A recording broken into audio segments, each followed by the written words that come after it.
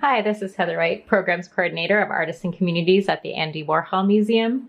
Today I'm going to show you a couple sort of DIY silkscreen hacks that you can try at home. So, you're not going to get the same results as sort of the professional type of screen printing that we do at the museum at your home without a silkscreen. But there are some fun things that you can try to kind of replicate the silkscreen experience. So really all silkscreen is making a stencil and then pushing ink through that stencil. And the stencil is usually made by blocking out areas of a fabric mesh. So our silkscreens at the Warhol are a polyester mesh stretched tightly onto an aluminum frame. So if we're trying to replicate this at home, we can use something like tights or pantyhose. These work okay. Maybe see if you have a pair that already has a couple runs in them. Organza fabric works really well. A fabric that is sort of porous and that you can stretch.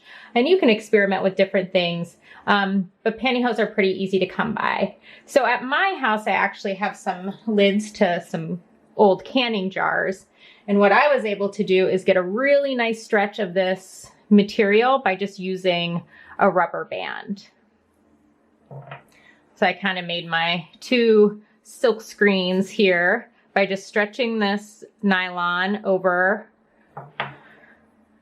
the jar lid and then putting a rubber band around to hold it tight. And these actually held up pretty well. And what I did to block out areas where I didn't want the ink to go through was just use some latex house paint that I had in my basement. Another thing you could do is if you have an old picture frame of some kind, you can try stretching the material over that. If you have a staple gun, that's going to be an awesome way to get a really nice tight stretch. I actually had no staples for my staple gun, but I did have some thumbtacks. So I got a halfway decent stretch doing it this way. I think if I were going to continue to use this sort of stencil screen I made, I might try to stretch it a little tighter. I also had an old wooden picture frame that was kind of falling apart, and I used that same technique of using the thumbtacks to kind of stretch that. And for this one, I was just kind of trying to do these like simple animal heads or dog heads. But you're going to probably want to keep your design pretty simple. Elmer's glue is going to work out really well as a block out. But all of my Elmer's glue was dried up. So using latex paint. And then, another thing that you could use to stretch your material is an embroidery hoop. That's another great way you could probably get a nice tight stretch. So if you don't have a squeegee at home, which is this really nice rubber tool that we use, it's like a piece of rectangular rubber with a wooden handle. I actually made two kind of squeegees. This one is just a piece of compressed cardboard that I just kind of cut to the size that I needed for my baby screens. And this is just like a rewards card that I had that also works pretty well for printing. So if you can see here, I actually do have some silk screen ink at home. So I'm going to use that.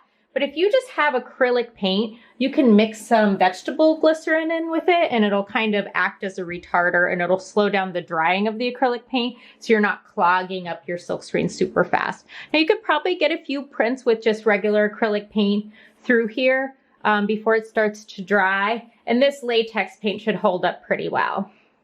I just use my circle stencil screen to put down these different colored circles. And then I filled in my purple ones with this kind of funny face I made. I'm gonna do these happier faces in this blue. So and I'm just kind of lining them up by eye. So I think this technique is really fun. I actually really like these jar lid screens I made. I think you could make a whole variety of them and really have fun playing with the vocabulary of images.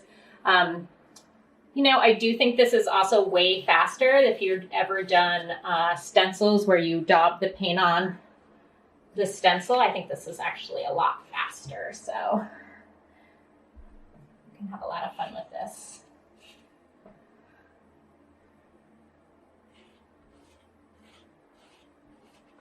And then when I'm done, I'm just gonna take this and wash it out with water, and my latex paint should stay on there.